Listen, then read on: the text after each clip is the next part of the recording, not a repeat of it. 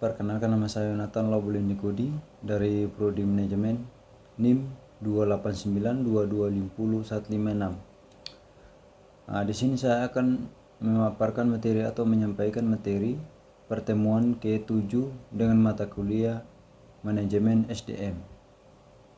Saya akan memulai dari slide awal. Manajemen sumber daya manusia, perencanaan karir. Adapun pengertian karir atau Mondi dan Noe, suatu arah umum yang dipilih oleh seseorang untuk mengejar keseluruhan kehidupan kerjanya. Karir atau Kate Davis dan Walter atau WB, suatu pekerjaan atau jabatan yang dipegang selama kehidupan kerja seseorang dalam suatu organisasi. Pengertian karir adalah suatu pekerjaan atau jabatan yang dipegang selama masa kerja seseorang. Yang berikut, karir mempunyai 3 pengertian karir yang berbeda, yaitu yang pertama, karir sebagai suatu rangkaian promosi jabatan atau mutasi ke jabatan yang lebih tinggi dalam jenjang hierarki yang dialami oleh seseorang tenaga kerja selama masa kerja. Yang kedua, karir sebagai suatu penunjuk pekerjaan yang memiliki gambaran atau pola pengembangan yang jelas dan sistematis. Ketiga, karir sebagai suatu sejarah kedudukan seseorang, suatu rangkaian pekerjaan atau posisi yang pernah dipegang seseorang selama masa kerja. Oleh karena itu, pengertian yang berakhir ini sangat luas dan umum karena setiap orang pasti mempunyai sejarah pekerjaan, yang berarti setiap yang pasti mempunyai karir. Komponen utama karir. Alur karir adalah pola pekerjaan yang berurutan yang membentuk karir seseorang. Tujuan karir merupakan pernyataan tentang posisi masa depan di mana seseorang berupaya mencapainya sebagai bagian dari karir hidupnya. Lanjut, perencanaan karir merupakan proses di mana seseorang menyeleksi tujuan karir atau arus karir untuk mencapai tujuan tersebut.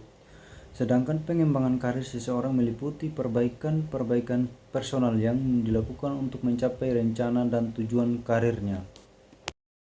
Ideal seluruh karyawan. Ketika pengusaha mendorong perencanaan karir, para karyawan akan lebih memungkinkan untuk menyusun tujuan karir dan bekerja dengan giat untuk mencapai hal itu.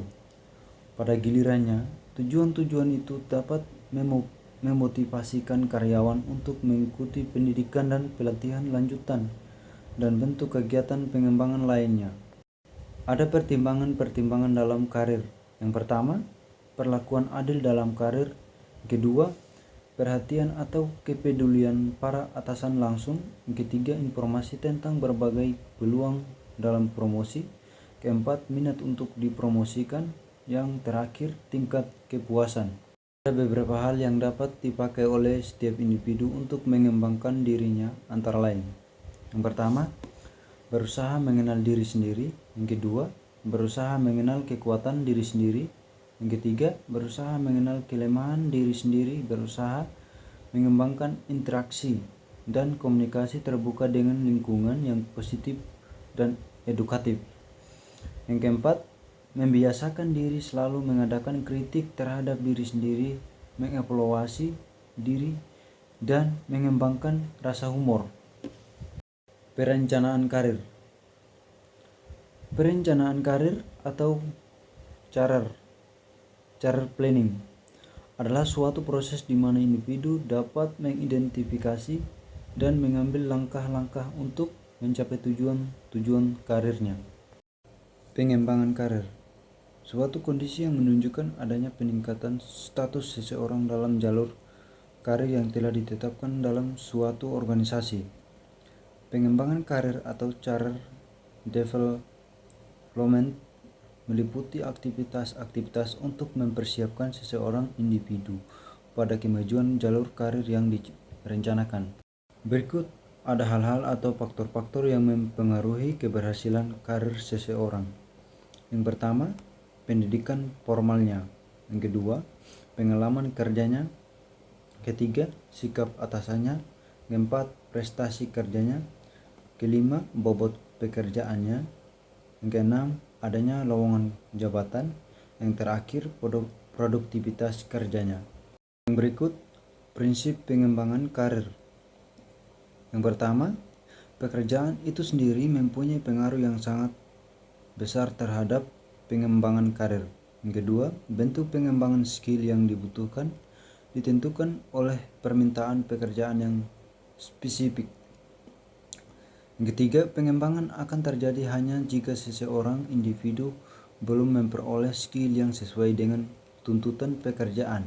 Waktu yang digunakan untuk pengembangan dapat direduksi atau dikurangi dengan mengidentifikasi rangkaian penempatan pekerjaan individu yang rasional. Ada beberapa kerangka perencanaan dan pengembangan karir. Yang pertama, perencanaan.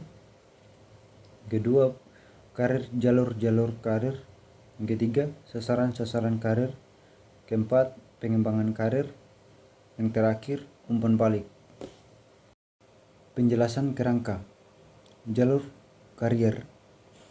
Pola pikir pekerjaan berurutan yang membentuk karier seseorang. Sasaran karier.